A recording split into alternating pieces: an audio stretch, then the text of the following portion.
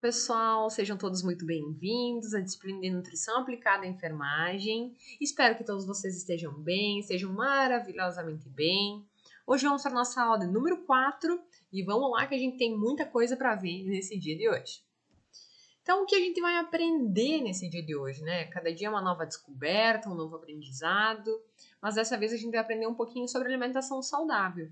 O que é, como funciona, os conceitos, para a gente entender um pouquinho melhor, perfeito?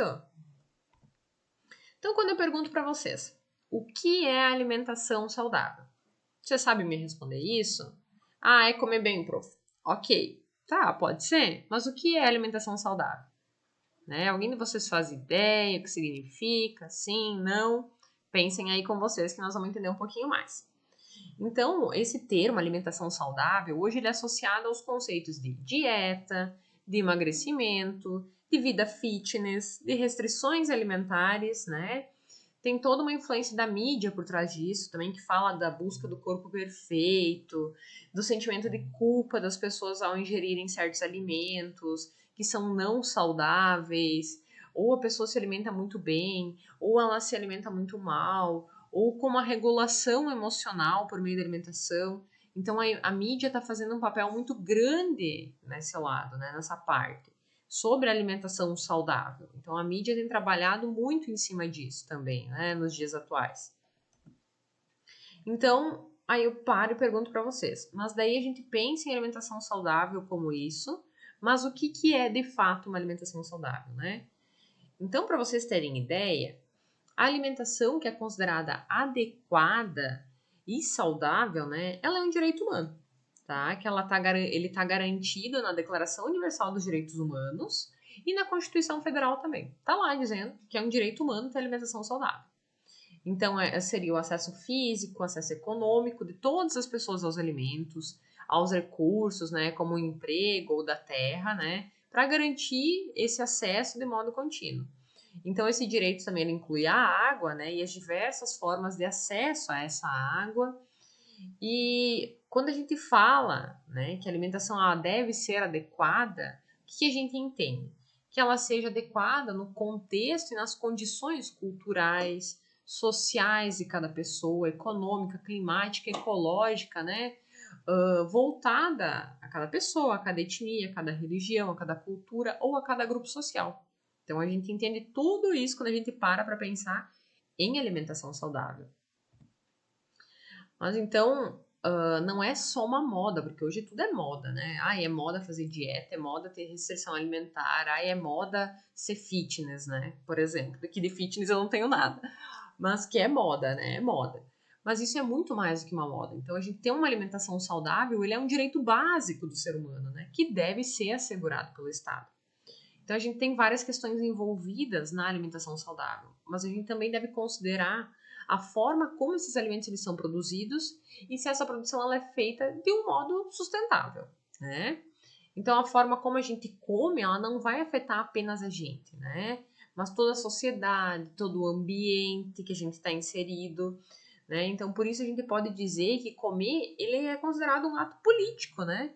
Porque ele vai estar relacionado com a economia do país, com o meio ambiente, com a sociedade e vai muito além daquilo que é fazer uma dieta, por exemplo. Ficou claro para vocês? Conseguiram entender? Sim, não, meio difícil, mas logo vocês vão pegar o fio da meada e vão começar a andar comigo. Mas aí eu pergunto para vocês: eu tenho dúvida em relação a algo que seja confiável sobre essa alimentação saudável, né? Então, o Brasil, para vocês terem ideia, ele tem um material de referência mundial, né? Informação sobre alimentação saudável para a população, né? Então, ele é chamado Guia Alimentar para a População Brasileira. Ele foi lançado em 2014 e esse guia ele traz diversas informações que servem de base para todos os profissionais, né, que trabalham com a alimentação dos brasileiros. E o que esse manual ele traz, né, esse material? Ele leva em consideração a nossa cultura alimentar, os nossos hábitos, ele leva em consideração fatores relacionados à importância social, emocional na alimentação e também ele defende o que é considerado comida de verdade. Esse material vocês conseguem jogar lá no Google, achar ele fácil, né, disponível para download. Ele é bem assim fácil da gente conseguir compreender E a gente vai falar um pouquinho mais dele agora no decorrer da nossa aula de hoje. Então, o guia alimentar ele é um material de referência para as práticas de alimentação saudável no nosso país. E o objetivo dele, além de guiar o profissional, é também que ele seja um material que seja acessível, de fácil compreensão para toda a população. Então, por exemplo, uma pessoa que está andando na rua que ler esse guia, ela vai conseguir entender, vai ser de fácil compreensão. Um médico vai querer ler, ele vai conseguir entender, porque é de fácil compreensão. Então, é para todos os públicos que acessem esse material. Então, o guia ele vai enfatizar a importância de estar consumindo o que se chama comida de verdade, à base de alimentos in natura, produzidos de modo sustentável, que vai respeitar o meio, né? E podemos encontrar um resumo das informações sintetizadas em 10 tópicos, né? Que tem lá no nosso manual, que seriam os 10 passos para uma alimentação saudável. Ok, mas aí quando a gente fala nos 10 passos para uma alimentação saudável, qual seriam esses 10 passos? Então a gente vai ver eles para a gente conseguir entender. Então, o primeiro passo de todos é fazer de alimentos in natura ou minimamente processados a base da nossa alimentação. Então, a gente tem uma grande variedade e predominantemente de origem vegetal, alimentos in natura ou minimamente processados, né? Mínimo possível. Eles seriam considerados a base ideal para uma alimentação nutricionalmente balanceada, saborosa, culturalmente apropriada, né? E promotora no sistema alimentar socialmente, né, e ambientalmente sustentável. Então, variedade de alimentos significa o quê? Todos os tipos de alimento. É grãos, é raízes, é tubérculos, é farinhas, é legumes, é verduras, é frutas, castanhas, leite, feijão, arroz, milho, banana, peixe, frango, mandioca, batata, ok? Depois, o segundo passo, né? Utilizar óleos, gordura e sal e açúcar em pequenas quantidades quando eu for temperar, cozinhar algum alimento ou criar alguma preparação culinária. Então, quando eu vou utilizar com moderação em preparações culinárias, com base em alimentos in natura, né, ou minimamente processados, óleos, gordura, sal e o açúcar, né? Porque geralmente isso torna mais saborosa a alimentação. Né? Ela vai deixar com um gostinho melhor, né? Aquele óleozinho, aquela banhinha de porco, uma delícia, né? Ui! Mas a gente tem que usar, né, de modo que seja adequado. A gente não pode fazer essa alimentação se tornar desbalanceada, por exemplo, pelo excesso de óleo, pelo excesso de açúcar, pelo excesso de sal, por mais gostoso que seja. Limitar o consumo de alimentos processados, isso é extremamente importante, né? Então, os ingredientes, métodos que são utilizados na fabricação dos alimentos processados. Conservas de legume, compotas de frutas, pães, queijos, eles vão estar alterando de um modo desfavorável a composição nutricional dos alimentos, que são os derivados, né? Então, em pequenas quantidades, eles podem ser consumidos, né, como ingredientes em preparações culinárias, por exemplo, ou fazer parte de uma alimentação que seja in natura e eles estejam ali um pouquinho, né? Mas é importante a gente atentar a essa questão dos alimentos que são extremamente processados, pelo bem da nossa saúde mesmo. Evitar o consumo de alimentos ultraprocessados. Mas aí a gente tem os processados e a gente tem os ultraprocessados. Então, esses alimentos ultraprocessados são o quê? Os biscoitos recheados, os salgadinhos de pacote, refrigerão, macarrão instantâneo, né? Eles são nutricionalmente considerados desbalanceados, né? Porque tem uma formulação, uma apresentação que eles tendem a ser consumidos em excesso e substituir alguns alimentos in natura, por exemplo, né? Então, as suas formas de produção, de distribuição, comercialização e o consumo, eles vão estar afetando de modo desfavorável a cultura, a vida social e o meio ambiente. Então, eles não são algo que são saudáveis, né? Que não os fazem bem. Ah, vou comer macarrão instantâneo todo dia da minha vida. Vai ver o que vai acontecer contigo, né? Não vai ser nada legal. Então, é importante a gente atentar a esse tipo de coisa também. Comer com regularidade e atenção, né? Em ambientes apropriados, sempre que possível com companhia. Então é bom a gente procurar fazer refeições em horários semelhantes, né? Tentar fazer sempre no mesmo horário. Ah, vou tomar café às 7, vou lanchar às 9, almoçar às 12, lanchar às 3, né? E evitar ficar beliscando no intervalo das refeições, né? comer sempre devagar, desfrutar o que eu tô comendo, sentir o gosto do alimento, mastigar bem, sem se envolver em outra atividade. Ah, vou comer e ficar assistindo TV, vou ficar comendo e escrevendo, lendo, trabalhando ao mesmo tempo, né? Buscar sempre comer em locais limpos, confortáveis, tranquilos, onde não tem estímulo para consumo de quantidades ilimitadas de alimento. Sempre que possível, a gente deve comer em companhia de familiar, amigo, colega de trabalho ou da escola, porque daí ele está descontraído, não está focado naquilo. Porque se eu tô ali assistindo TV, eu vou comendo, vou comendo, vou comendo, vou comendo, e o meu cérebro nem tem tempo de processar aquilo que eu tô comendo, porque eu tô focado em duas coisas diferentes. A companhia nas refeições também favorece a gente comer com regularidade e atenção. Ela vai ter um ambiente apropriado, geralmente, né? E também vai compartilhar de atividades domésticas que antecedem ou sucedem essa refeição. Por exemplo, vou levantar, ter que pôr a mesa, vou ter que tirar a mesa, lavar a louça. Então, isso é muito importante. Fazer compras em locais que ofertem variedades de alimentos in natura ou minimamente processados. Então é interessante que a gente vá a mercados, feiras livres, feira de produtor local, né, que comercializem alimentos in natura ou minimamente processados, né. Sempre preferir, quando eu vou no mercado, legume, verdura, fruta da estação, os que é cultivado localmente ali, né. Então buscar adquirir alimento orgânico, que vem lá do nosso agronegócio, dos nossos agricultores, é muito importante, porque a gente está adquirindo algo mais natural, geralmente. Outra coisa importante, né? Desenvolver, exercitar e partilhar habilidades culinárias, isso é bem legal também. Então, se eu tenho alguma habilidade culinária, eu vou procurar desenvolver elas e partilhar. Principalmente com crianças, jovens, sem distinção de gênero, né? Então, se eu não tenho habilidade culinária, né, eu vou buscar adquirir essas habilidades culinárias. Então, eu vou conversar com pessoas que sabem cozinhar, vou pedir receita a familiares, amigos, colegas, livro, vou na internet, buscar lá no Google, né, lá no tudodegostoso.com.br, vou fazer algum curso e vou começar a cozinhar. Porque quando eu começo a cozinhar, eu começo a desenvolver esse meu lado. E eu vou desenvolver o meu paladar também. Vou prestar mais atenção no que eu estou comendo. Vou prestar atenção, opa, esse é mais natural, esse é mais processado, vamos fazer um negócio mais elaborado, né? Então é importante a gente olhar com outros olhos para o que eu estou comendo. E quando eu preparo, eu consigo visualizar isso bem. Depois, planejar o uso do tempo para dar uma alimentação, para dar à nossa alimentação o espaço que ela merece, né? Então, eu vou planejar as compras dos alimentos, eu vou organizar a despensa doméstica, né, de um modo adequado, eu vou definir com antecedência o que minha família vai comer, né? Vai comer, na segunda vai feijão e arroz, na terça vai ser salada, carne e batatinha, né? Então, eu vou prever isso. Vou no mercado, eu vou jantar torrada essa noite ou pão, uma noite pão, uma noite torrada, né? Então, identificar, porque senão tu vai no impulso, às vezes tu não se planeja, e não tem nada para comer de noite, eu vou comprar um lanche pronto, frito, super processado, por exemplo, né? Então é importante a gente fazer esse tipo de avaliação. E reavaliar como eu tenho utilizado esse meu tempo, identificar quais atividades eu poderia ceder um espaço para conseguir preparar minha alimentação com calma, tranquilidade e organizar a mesma.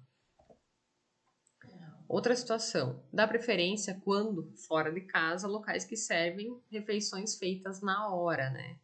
Então, no dia a dia, o que eu tenho que estar buscando? Hoje, cada dia está mais caro a gente comer fora, buscar uns locais adequados para a gente se alimentar. Por exemplo, aqui em Chapecó, onde eu moro, é um caos na hora do almoço para conseguir um lugar para comer, porque é muito restaurante, é muita opção, e aí tu não sabe, né? E os preços às vezes são lá em cima, elevadíssimos. Então, os restaurantes de comida quilo, geralmente eles são boas opções, né? Então, como refeitórios que vão servir comidas caseiras em escola ou local de trabalho. É bom a gente evitar as redes fast food, né? Então, eu vou ir comer num local que é aquilo, que é o que mais tem aqui em Chapecó. Tu vai lá, tu consegue pegar uma saladinha, consegue pegar uma proteína, um feijão e um arroz, né? E é algo ok. Agora tu vai num fast food, num shopping, por exemplo, só tem lanche quase para comer. Ou é um X, ou é um pastel, ou é algum lanche pronto, super processado.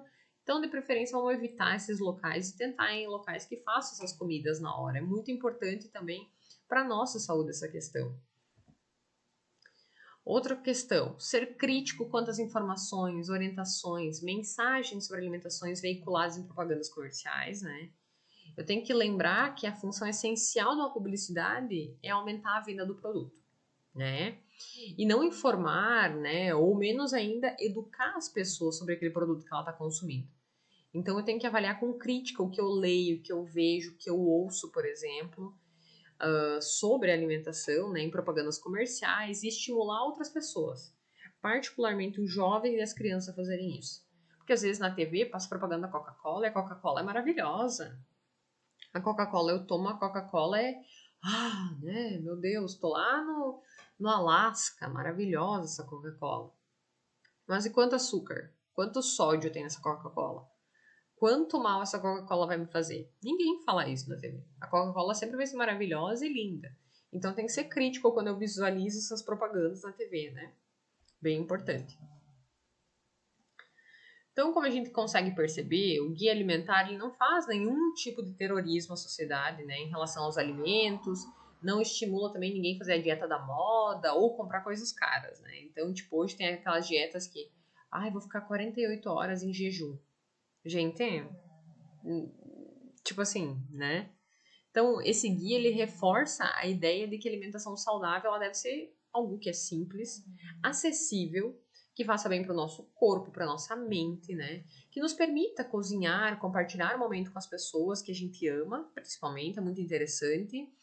Então, a alimentação saudável, eu acho que no resumo é isso, né? É a gente ter uma relação de paz com os alimentos, sem excluir nenhum grupo, mas sabendo que todos podem estar presentes, né, na nossa alimentação, desde que haja equilíbrio, né? Eu preciso ter equilíbrio quando eu vou comer. É importante eu diversificar meu prato, mas ter um equilíbrio no total. Isso é muito importante, né, galera? Mas aí, como que eu posso montar uma refeição saudável? Por exemplo, o nosso café da manhã, né? Ele é considerado uma refeição extremamente importante na nossa vida, porque ela é a primeira refeição do nosso dia e é o que vai estar quebrando o nosso jejum da noite, né? O noturno, que geralmente é de 12 horas ou menos, né? Até. Então é essa refeição que vai nos fornecer energia para fazer as atividades do dia. E tem alguns estudos que apontam, né, que o hábito de não tomar café da manhã está relacionado ao desenvolvimento da obesidade. Então, bem sério. Então, eu sempre tenho que pensar no que quando eu vou montar meu café da manhã. Usar uma fonte de carboidrato, um pão, um biscoito, um bolo, uma batata, um aipim, uma polenta. Uma fonte de proteína, um leite, um ovo, um queijo, um iogurte e uma fruta. Então, comer um carboidrato, comer uma fruta e comer uma fonte de proteína.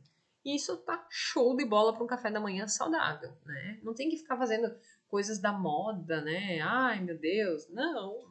O básico do básico do básico é isso. É um carbo, uma fruta e uma proteína. Então aqui, ó, nós temos aqui algumas opções, né? Nós temos uma mulher de 58 anos na região norte, uma fruta, o seu carboidrato, que é uma tapioca, e um copo de leite. Aqui nós temos uma mulher de 44 anos na região sul, comendo seu pãozinho com manteiga, né? E aqui nós temos a sua fruta e um suquinho natural de laranja, ok? Aqui nós temos lá no centro-oeste uma mulher comendo o seu bolo de milho, o seu melão e o seu café com leite. E aqui nós temos um homem de 31 anos comendo um bolo de mandioca, um queijinho, ou mamão, né? E o seu café com leite. Então, isso é a alimentação saudável pela manhã. É isso que a gente tem que tirar o luxo de estar fazendo. Às vezes a gente tem preguiça e tal, mas isso é muito importante, galera. É muito importante adotar esses hábitos na nossa vida. E no almoço, né? Como é que a gente vai fazer no almoço? Para algumas pessoas, o almoço, né, para muitas inclusive, é a principal refeição do dia, porque geralmente é quando a gente vai consumir mais variedade de alimentos e mais variedade de nutrientes, né?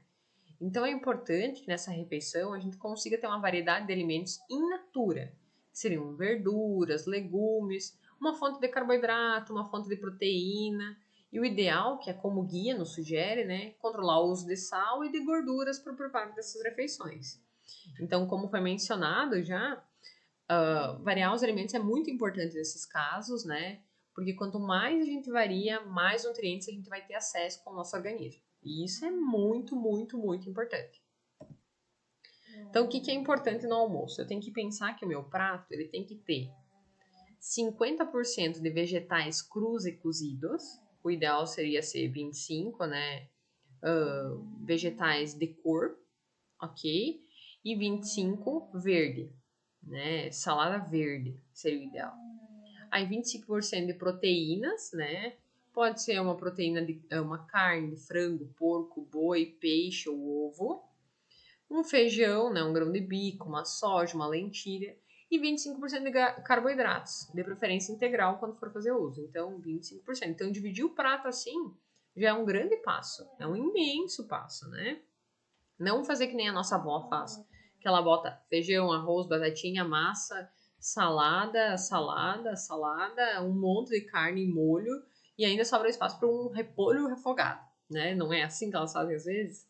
O importante é a gente saber separar certinho. E daí a gente chega no nosso jantar.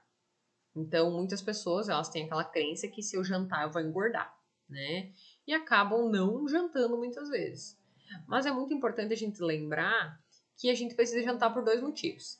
Primeiro, porque é uma das principais refeições do dia e é uma ótima oportunidade para a gente consumir alimentos importantes, legume, verdura, fonte de proteína.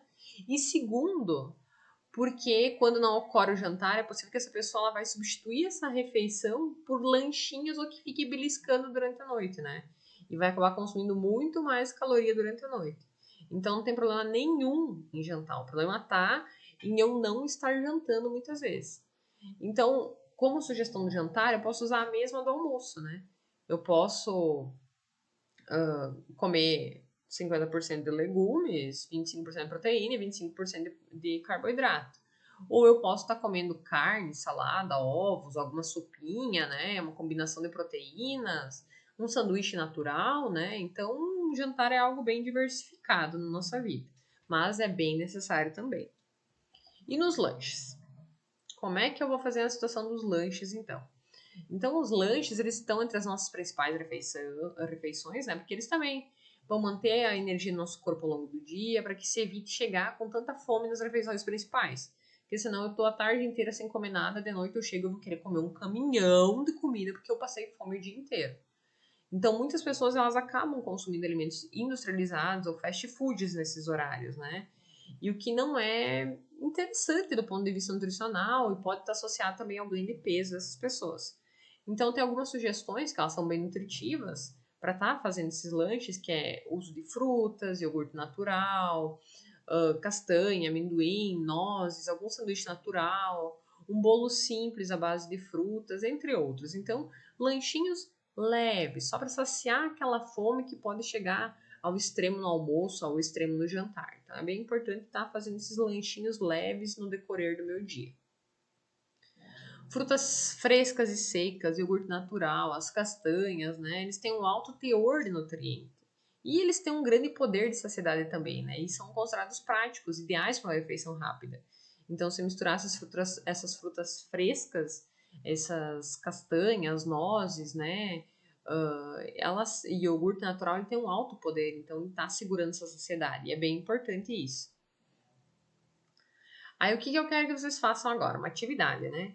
Por meio do que vocês estudaram, eu quero que vocês façam uma análise da alimentação de vocês.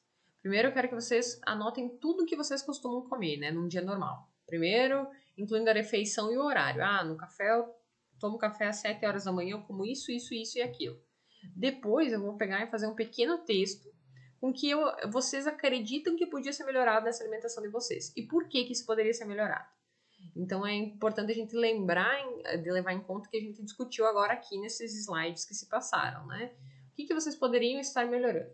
E enviem no meu e-mail para eu dar uma analisadinha nisso aí, beleza? Aí quando a gente fala de comportamento alimentar, né? Então comer de maneira saudável é muito mais do que a gente fazer dieta, né? Mas a gente precisa pensar, né? Que é a forma como a gente se comporta em relação à comida, né? Nosso comportamento alimentar. Então a gente vai estar comendo por diversos motivos, seja por fome, para estar socializando com outras pessoas, para estar comemorando.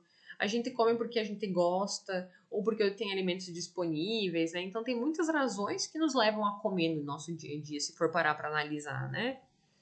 Então é muito comum a gente ouvir as pessoas falarem no nosso dia a dia que elas não conseguem perder peso porque elas são ansiosas, né?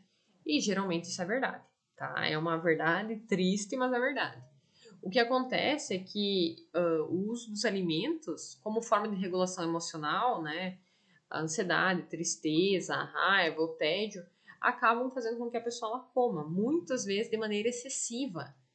Então, dessa forma, entender a forma com que a gente nos relaciona com a comida, ou entender o porquê que a gente está comendo, é um passo que é muito importante, né? Para quem deseja ter uma alimentação que seja considerada mais saudável, mesmo para quem deseja estar perdendo peso.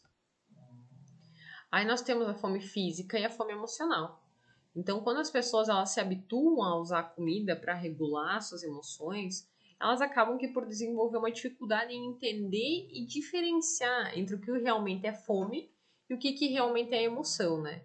Então, quando a gente reconhece essas diferenças, é muito importante para a gente desenvolver uma boa relação com a comida, né? Também para que a gente consiga controlar aquilo que a gente come. Porque do mesmo modo que a gente tem dificuldade em identificar a fome, a gente tem também dificuldade para identificar a saciedade. Então, a fome física e emocional, né? A física. O estômago tá roncando, ele tá pensando ou considerando opções de comida, ele tem uma baixa energia, a fome vai crescendo aos poucos, aí passou já um tempo desde a última refeição, a comida ela vai trazer saciedade e satisfação quando eu como. Se é isso, sim, eu vou comer saudável ou não saudável, né? Mas eu vou comer com atenção, né? Calma e sem julgamento. Agora, quando é emocional, não vai ter estômago roncando, ele vai estar calmo, vai ter um desejo específico, por exemplo, um chocolate, um pastel, um cachorro quente. Comer alguma coisa parece a melhor ou a única opção dessa pessoa. Não se passou tanto tempo desde a última refeição, a comida ela não sacia, não satisfaz, né? Fica vagando pela cozinha tentando buscar alguma coisa, ou em aplicativos de comida, por exemplo. Se é isso, pode ser por distração, então sair da cozinha, manter as mãos ocupadas, né? Deitar, dormir, ler, fazer algum exercício, ou por conforto, né? Ou do modo conforto, eu vou relaxar, respirar profundamente, desligar eletrônico, socializar com outras pessoas, conversar, cuidar do meu corpo, esquecer aquilo. Isso é uma fome emocional, e isso é uma fome física. Então a gente conseguiu observar a diferença entre a fome emocional, a fome física, né? Então, o ponto-chave é justamente essa questão da saciedade, porque uma vez que a fome física acontece, ela logo vai ser saciada. Já a emocional, ela não consegue, ela é mais para lidar com sensações e emoções. Então, é importante que a gente diga que a comida só é capaz de absorver um único problema, a fome física, tá? Logo, se o que sentimos naquele momento não for fome, comer não vai solucionar o problema. Então, é sempre importante a gente estar buscando entender o que a gente está sentindo, para entender qual que é a nossa necessidade, né? Então, às vezes, a gente cuidar de nós, abraçar um amigo, se distrair de algum modo, nos auxilia muito mais do que a gente descontar em comida, né? Então, comer com equilíbrio é muito importante. Então, dietas que são restritivas, que fazem muitas exclusões, elas não são saudáveis. Mas tem pessoas que pensam que eu tenho que eliminar alguns alimentos para conseguir me alimentar saudavelmente. Mas às vezes depois desencadeia aquele efeito assim, ó, meu Deus, preciso comer de tudo, porque eu tô passando fome, que eu tô com fome, e isso não é saudável. Então é muito comum as pessoas ouvirem no consultório os nutricionistas, né? Comecei uma dieta e cortei o pão branco porque eu não consigo comer pão branco em pouca quantidade. Se eu começar a comer um pão inteiro, daí eu vou engordar, né? E o grande problema disso é o discurso, né? É que o alimento em questão, que seria o pão branco, vai se tornar um gatilho para a compulsão alimentar dessa pessoa. Então a pessoa não é capaz de conviver, né, de maneira equilibrada com a existência daquele alimento. Ou é 8 ou é 80, né? Ou vai ou racha, né? Então, outra coisa que também é muito comum de acontecer é fazer as receitas fitness a fim de substituir uma tradicional, por exemplo, um brigadeiro fake, né? Então, achar que por ser fitness eu posso me acabar comendo aquilo, eu posso comer em grande quantidade e não vai acontecer nada. Então, não é necessário a gente excluir nenhum alimento da dieta para ser saudável. Se eu tenho vontade de comer pão branco, brigadeiro, tem que comer, né? Tem que comer. Porém, é importante a gente saber a hora de parar. Porque independente de ser um pão integral, um brigadeiro fake, ambos vão ter calorias, né? E se o consumo não for controlado, vai ter aumento de peso do mesmo modo, do mesmo jeito. Por isso é muito importante que a gente tenha a noção da fome, saciedade, que sejamos capazes de entender o que faz a gente comer compulsivamente, ou é apenas fome, uma emoção que eu estou tentando esconder, por exemplo, né? É bem importante a gente atentar a isso. Galerinha, por hoje era isso. Agradeço muito a compreensão, a atenção de todo mundo. Encontro vocês na nossa próxima semana. Já vou me despedindo de vocês e até a próxima, hein, pessoal? Tchau, tchau.